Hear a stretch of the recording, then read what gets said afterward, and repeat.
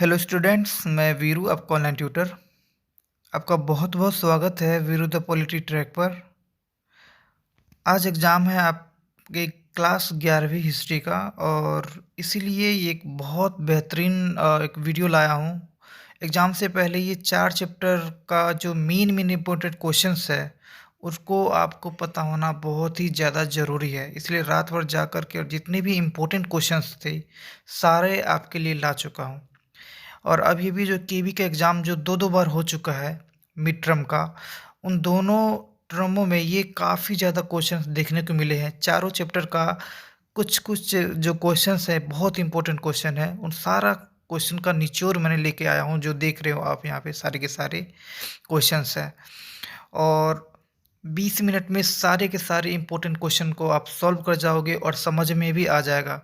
और ये एग्ज़ाम में काफ़ी बार रिपीटेड हो चुका है और ये हमेशा एग्ज़ाम में आता ही आता है, ठीक है? तो इसको फीका मत समझना और प्लीज़ मैं रिक्वेस्ट करना चाहूँगा कि इस वीडियो को पूरी तरह से कंप्लीटली देखना, ठीक है? 1 बार से 2 बार जितना बार हो सके आप इस वीडियो को ज़रूर देखो और सही से क्लियर करके जाओ एग्ज़ाम में, मैं यही कहना चाहूँगा। चलो आगे देखते हैं हम। पहला क्वेश्चन है कि मेसोपोटामिया किन मामलों में संपन्न था? यानी कि मेसोपोटामिया में किस चीज़ की कमी नहीं था, भरपूर था वहाँ पे। तो वो था खाद्य पदार्थों की, खाने-पीने की चीज़ें वहाँ पे हर चीज़ मौजूद था। जैसे कि वहाँ पे अनाज सही उग जा रहा था, वहाँ पे मछली हो रहा था, फल-फ्रूट सब कुछ था वहाँ पे। ऊपर से वो मतलब जानवरों को पालते थे जिससे मांस, दूध सब कुछ मिल जाते थे। यानी खाने-पीने की सारी चीज़ें थी मेसोपोटामिया में। नेक्स्ट क्वेश्चन है कि मेसोपोटामिया में किन चीज़ों की कमी थी? यानी कि किन चीज़ों को वो आयात करते थे, खरीदते थे। तो ज़ाहिर-सी बात है जिन चीज़ों की कमी होगा उन्हीं चीज़ों को वो आयात करेंगे यानी खरीदेंगे। तो वो था खनिज पदार्थ। खनिज पदार्थ क्या होता है? तो खनन प्रक्रिया के द्वारा जो भी चीज़ें निकाली जाती है वो खनिज पदार्थ होता है। जैसे लोहा, तांबा, पत्थर, ठीक है? ये सब खोद कर निकाला जाता है, ठीक है? तो ये सारे के सारी चीज़ें, लकड़ी, ये सारी की चीज़ें वो खरीदते थे। ठीक है, मेसोपोटामिया के लोग और बेचते थे खाद्य पदार्थों को। मेसोपोटामिया के लोग जो थे वो किन देशों से व्यापार करते थे? ठीक है, तो वो ईरान, तुर्की और खाड़ी पार देशों से व्यापार करते थे। और कौन सी नदी के द्वारा? तो दजला नदी के सहायक नदी है उसके द्वारा व्यापार करते थे। ठीक है, चलो आगे बढ़ते हैं। नेक्स्ट क्वेश्चन है कि भाई मेसोपोटामिया की शहरी जीवन किन चीज़ों के लिए विख्यात था? तो मेसोपोटामिया के जो शहरी जीवन है वो श्रम विभाजन के लिए विख्यात था। ठीक है, ये बहुत इंपॉर्टेंट है, ज़रूर क्वेश्चन, ये चौथा क्वेश्चन को आप समझिए, ये इसके ऊपर क्वेश्चन आता है। मेसोपोटामिया के शहरी जीवन किस चीज़ के लिए विख्यात था यानी मशहूर फेमस था? तो वो था श्रम विभाजन। ठीक है, चलिए आगे बढ़ते हैं। अच्छा, एक और चीज़ है कि मिस मतलब उर शहर में क्वेश्चन आता है कि कौन सी तकनीक है जो मील का पत्थर साबित होता है? तो एक कुम्हार का चक्की है, ठीक है, पहिया जिसे कहते हैं, वो याद रखना, ये एक मील का पत्थर साबित था। मेसोपोटामिया में ये चीज़ें विकसित किया गया था, ठीक है? तो कुम्हार का पहिया एक चीज़ याद रखना, ये भी कई बार क्वेश्चन आया है जो यहाँ पे मैं मेंशन करना भूल गया हूँ, कोई बात नहीं, चलिए आगे बढ़ते हैं हम। नेक्स्ट क्वेश्चन है कि मेसोपोटामिया में खेती की शुरुआत कब हुई? तो मेसोपोटामिया में खेती की शुरुआत 7000 से 6000 ईसा पूर्व में हुआ था, ठीक है? और नेक्स्ट है कि मेसोपोटामिया में कस्बों का विकास कब हुआ और मंदिरों का निर्माण होना कब शुरू हुआ? तो ये सब 5000 ईसा पूर्व में हुआ था। ये कस्बों का विकास और मंदिरों का निर्माण अलग-अलग क्वेश्चन है, लेकिन दोनों का डेट सेम है, इसीलिए एक ही साथ मैं क्वेश्चन बना दिया हूँ। याद रखिएगा, कस्बों का विकास या फिर बस्तियों का विकास या शहरों का विकास कब से शुरू हुआ मेसोपोटामिया में? तो 5000 ईसा पूर्व पहले, ठीक है? अब मंदिरों का निर्माण भी 5000 पहले ही शुरू हुआ था। नेक्स्ट क्वेश्चन है कि मेसोपोटामिया में मिट्टी की पट्टिका कब मिली? तो मेसोपोटामिया में मिट्टी की पट्टिका 3200 ईसा पूर्व मिला था। एक चीज़ देखो, मैं बार-बार मैं जल्दी-जल्दी बोल रहा हूँ, ठीक है? और इसका आंसर मैं यहाँ पे राइट नहीं कर रहा हूँ, इसलिए क्योंकि मुझे जल्दी-जल्दी बनाकर आपके सामने ये वीडियो प्रस्तुत करना है मॉर्निंग तक बिल्कुल। तो रात के 12 बज रहा है और मैं आपके लिए ये सब कर रहा हूँ, तो प्लीज़ इसको समझिए। चलिए आगे देखते हैं। नेक्स्ट है कि मेसोपोटामिया में लेखन कला की शुरुआत कब हुई? तो 3200 ईसा पूर्व ही हुआ था, क्योंकि मिट्टी की पट्टिका जो मेसोपोटामिया में मिला था, जो 7वां क्वेश्चन हमने पढ़े हैं, वो 3200 ईसा पूर्व की मिली थी। तो इससे स्पष्ट होता है कि लेखन कला की शुरुआत भी 3200 ईसा पूर्व में ही हुआ होगा। ठीक है, चलिए 9वां क्वेश्चन है, मेसोपोटामिया में पहला गया थोड़ा सा कौन था? ये क्या क्वेश्चन मैंने लिख दिया, मेसोपोटामिया में पहला थोड़ा सा कौन था? ये क्वेश्चन लग रहा है मिसप्रिंट हो गया मेरे से, कुछ और लिखना था लेकिन भूल गया मैं। चलिए कोई बात नहीं, आगे चलते हैं। नेक्स्ट है, सुमेरियन के स्थान पर अक्दी भाषा कब ले लिया? ठीक है, यहाँ पे भी मिसप्रिंट देखने को मिल रहा है। तो सुमेरियन भाषा के स्थान पे अक्दी भाषा ने स्थान ले लिया था 24 ईसा पूर्व में, और अक्दी भाषा के स्थान पर अरामाइक ले लिया था 1400 में। तो इतना याद रखिएगा। नेक्स्ट है 11वां क्वेश्चन कि मेसोपोटामिया वर्तमान समय में किस गणराज्य का हिस्सा है या किस गणराज्य में पड़ता है? तो याद रखिए इराक में पड़ता है ये। नेक्स्ट है, मेसोपोटामिया की सभ्यता किस प्रकार की सभ्यता थी? तो एक ग्रामीण सभ्यता थी, मतलब पूरी तरह से गांव जैसा चीज़ें थी, वहाँ पे शहर वगैरह नहीं थे। काफ़ी लंबे समय बाद वहाँ पे धीरे धीरे शहर का विकास होता है, लेकिन ये ग्रामीण सभ्यता थी, याद रखिएगा।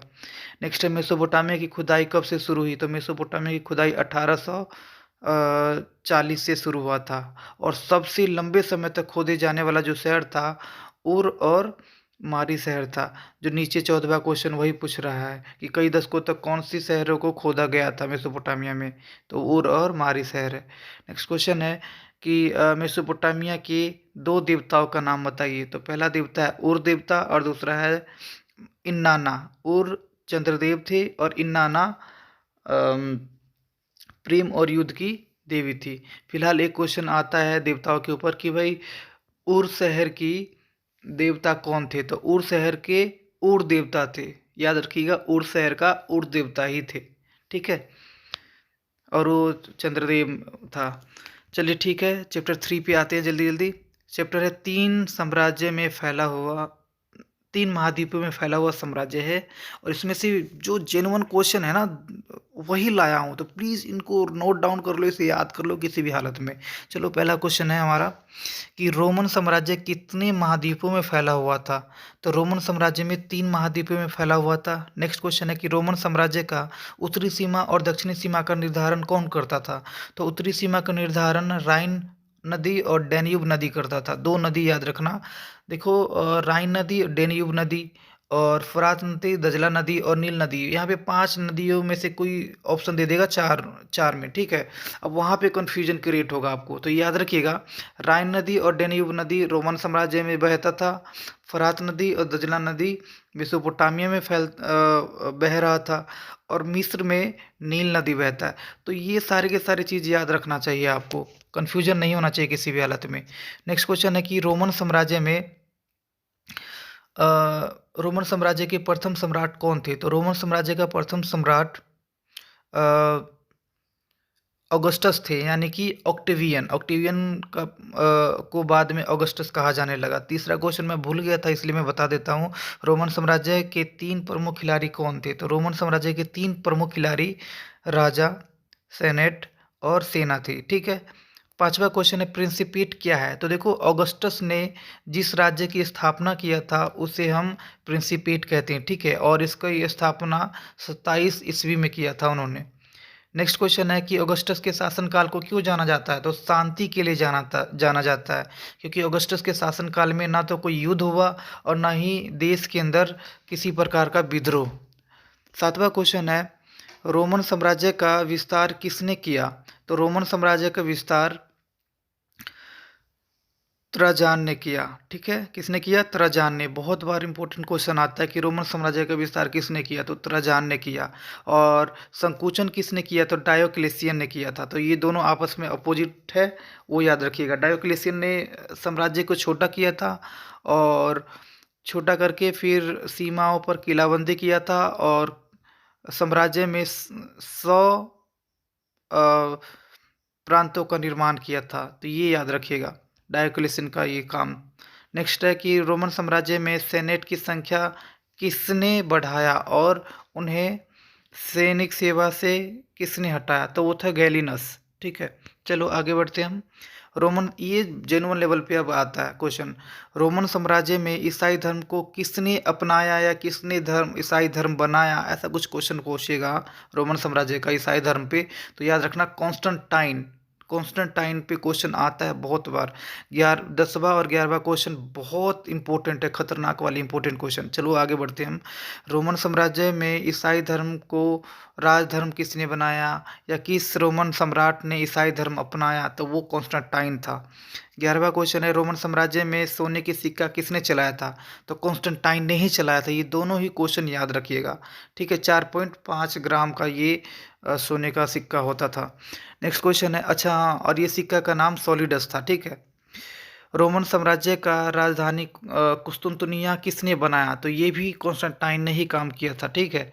चलो, एम्फोरा क्या है, देखो एम्फोरा और ड्रेसल 20 ये दोनों केवी के जो अभी अभी एग्जाम हुए हैं इसमें बार बार पूछा गया है और गिल्ड भी पूछता है। तो ये तीनों क्वेश्चन जरूर याद रखिएगा। एम्फोरा क्या होता है पहले ये बताता हूँ। तो रोमन साम्राज्य में तरल पदार्थों को लाने ले जाने में जिन कंटेनर, जिन बर्तनों का प्रयोग करते थे उसी को हम क्या कह देते हैं, एम्फोरा। जाहिर सी बात है, मिट्टी का जो सुराहीदार जो आकृति होता है, ठीक है, उसी में ही लाया ले जाया जाता था तरल पदार्थ। तरल पदार्थ क्या होता है, पानी जैसा कुछ चीज़ होती है, जैसे कि शराब हो गया, ठीक है, किसी प्रकार का मतलब जैतून का तेल हो गया, ये सब सारी चीज़ें एम्फोरा में लिया जाता था। लेकिन याद रखिएगा, स्पेन में स्पेशली जिस कंटेनर में जैतून का तेल ले जाया जाता था और लाया जाता था, ठीक है, ऐसे कंटेनरों को हमने ड्रेसल 20 का नाम दिया, ठीक है। तो ड्रेसल 20 और एम्फोरा दोनों याद रखना, ठीक है, ये बहुत ज़्यादा ज़रूरी है। ड्रेसल 20 क्या है, जैतून के तेल लाने ले जाने के लिए प्रयोग किया जाता था रोमन साम्राज्य में। और एम्फोरा क्या है, तो तरल पदार्थों को लाने ले जाने में प्रयोग किया जाता था, ठीक है। नेक्स्ट है 15वां क्वेश्चन, गिल्ड, गिल्ड क्या है, ठीक है, मतलब गिल्ड किनका संघ होता है, तो ये शिल्प और उद्योग का संघ होता है गिल्ड। तो ये क्वेश्चन याद रखिएगा। नेक्स्ट क्वेश्चन है कि इस्लाम का उदय कब हुआ, कहाँ हुआ और किसने किया, तो इस्लाम का उदय 612 में हुआ, मक्का में हुआ। और किसने किया था, तो ये पैगंबर मोहम्मद ने किया था, ठीक है। बहुत इंपॉर्टेंट क्वेश्चन है, बहुत इंपॉर्टेंट डेट है, ये सब ये जरूरी है याद करना आपको। पैगंबर मोहम्मद जी ने ज्ञान कब प्राप्त किया और पहला धर्म उपदेश कहाँ दिया, तो देखो पैगंबर मोहम्मद ने 612 में ज्ञान प्राप्त किया और धर्म उपदेश भी मक्का में ही दिया था, ठीक है। और हाँ, वो किस कबीले से ये याद होना जरूरी है, तो कुरैश कबीले से थे, ठीक है। मक्का में एक कुरैश कबीला था और पेशे से वो क्या थे, सौदागर। तो पैगंबर मोहम्मद के ऊपर कई सारे क्वेश्चन बन सकता है जो यहाँ पे मैं मेंशन नहीं कर पाया हूँ, तो प्लीज़ एक बार उनके ऊपर ध्यान से पढ़ लीजिएगा। नेक्स्ट है, पैगंबर मोहम्मद ने किस संगठन का निर्माण किया, तो पैगंबर मोहम्मद ने उम्मा संगठन का निर्माण किया था, आपको पता ही होगा।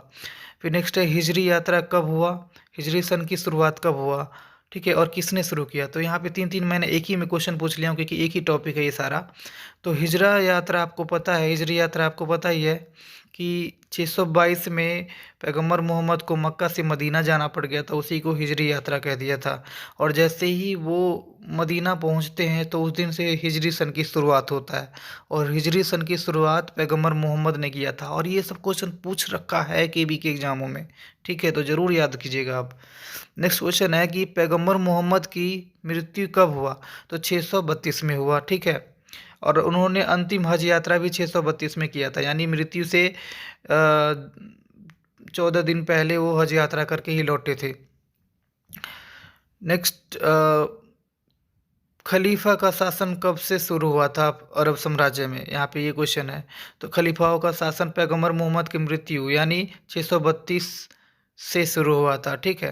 नेक्स्ट है, अरब साम्राज्य का पहला खलीफा कौन था बना, तो पहला जो खलीफा बना वो अरब का मतलब अबू बकर बने थे, ठीक है, जो पैगंबर मोहम्मद के ससुर थे और आयशा के पिता। उम्मा संगठन को मजबूत किसने किया, तो उम्मा संगठन को मजबूत अबू बकर ने ही किया था, क्योंकि पैगंबर मोहम्मद की मृत्यु के बाद उम्मा कमज़ोर हो गया था और अबू बकर ने उसको मजबूत किया। तो ये ज़रूर याद रखना कि उम्मा संगठन का निर्माण किसने किया, उम्मा संगठन को मजबूत किसने किया। फिर नेक्स्ट 9वां क्वेश्चन है कि वह पहला खलीफा जिनकी हत्या किया गया, तो वो था भाई अबू उमर। अबू उमर की हत्या कर दिया गया था, ठीक है, और ये पहले नंबर के ऐसे खलीफा थे जिनकी हत्या किया गया। फिर नेक्स्ट क्वेश्चन है कि अरब साम्राज्य का विस्तार किसने किया? तो अरब साम्राज्य का विस्तार अबू उमर ने किया था। किसने किया था? अबू उमर ने। और इससे एक और चीज़ याद रखना, जेरूसलम पर किसने कब्जा किया था? तो अबू उमर ने ही जेरूसलम पर अधिकार किया था 638 में। और जेरूसलम पर कब कब्जा किया गया अरब साम्राज्य के द्वारा, यानी अबू उमर के द्वारा? तो 638 में। नेक्स्ट है सिया और सुन्नी क्या है? देखो, सिया और सुन्नी की अगर बात करें तो अली जो थे, अबू अली, वो भी खलीफा बनना चाह रहे थे, ठीक है। और अली के जो समर्थक थे खलीफा बनने के लिए, वो सिया कहलाए, और अली का विरोधी थे, उनको सुन्नी कहा गया, ठीक है। तो ये याद रखिएगा। और जेन्युइन क्वेश्चन अब फिर से एक बार शुरू हो गया है कि उमैद वंश की स्थापना कब हुआ, किसने किया, ठीक है। तो उमैद वंश की स्थापना मुआविया ने किया था, और कब किया था? 661 में। और उमैद वंश का पहला खलीफा भी तो मुआविया ही बना, ठीक है। ये जरूर याद रखिएगा। नेक्स्ट क्वेश्चन है कि ऊँट की लड़ाई कब हुई, किसके बीच में हुई, कौन हारा? तो ऊँट की लड़ाई अगर बात करें तो 657 में हुआ था, अली और आयशा के बीच, और इसमें आयशा की हार हुई थी। और आयशा किसकी पत्नी है, आपको भी पता है, ये है पैगंबर मोहम्मद की। नेक्स्ट क्वेश्चन है कि अरब साम्राज्य के सिक्कों में बदलाव किसने किया? तो वो था अब्द अल मलिक। नेक्स्ट है उम्मैद वंश की अंतिम खलीफा कौन था? तो उम्मैद वंश की अंतिम खलीफा मारवान था, ठीक है। मारवान, ये बहुत ज़्यादा क्वेश्चन पूछ सकता है, तो ज़रूर याद रखिएगा। उम्मैद वंश की अंतिम खलीफा मारवान। और उम्मैद वंश का शासन 661 से 750 तक शुरू मतलब हुआ था, ठीक है। फिर उसके बाद अब्बासियों का शासन आ जाता है। चलो अब चैप्टर 6 में चलते हैं, 3 वर्ग। यहाँ पे मैंने ज़्यादा क्वेश्चन नहीं दे रखा हूँ, 8 ही क्वेश्चन है, तो इन्हीं को क्वेश्चन को आपको पढ़ना है। तो देखो फीप क्या है? तो लॉर्ड ने, ठीक है, लॉर्ड ने अपने सेना को, यानी कि अपने नाइट को कुछ भूमि का टुकड़ा दिया था, उसको हमने क्या कह दिए? फीप। अब टीथ क्या होता है? तो पादरी वर्ग यानी चर्च किसानों से हर 1 साल बाद, यानी हर 2 साल पर धार्मिक कर लेता था, उसे ही टीथ कहा जाता है, ठीक है। टीथ क्या होता है? धार्मिक कर, जो यूरोप में लिया जाता था किसानों से। फ्रीयर या फ्रेयर्स ये लिखा रहेगा, तो ये क्या है?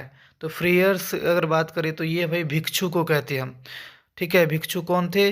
जो मठों में रहते थे, ठीक है, और एकांत जीवन जीना पसंद करते थे, ठीक है, और दान पे जीते थे, उपदेश देते थे, ऐसा ही इनका काम था, ठीक है।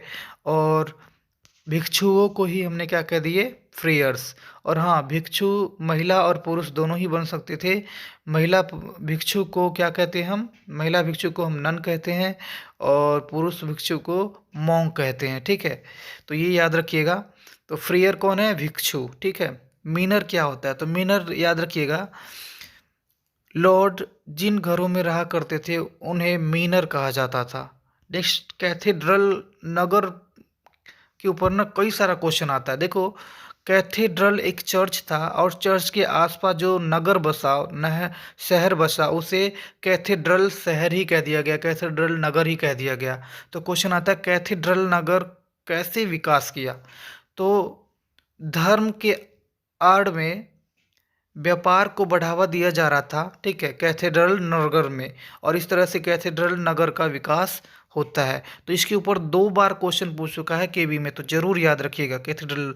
और इसके चर्च का भी इमेज आ जाता है कि भाई कि एक चर्च का इमेज रहेगा आपको, और पूछेगा भाई इस चित्र में क्या है, तो कैथेड्रल चर्च है।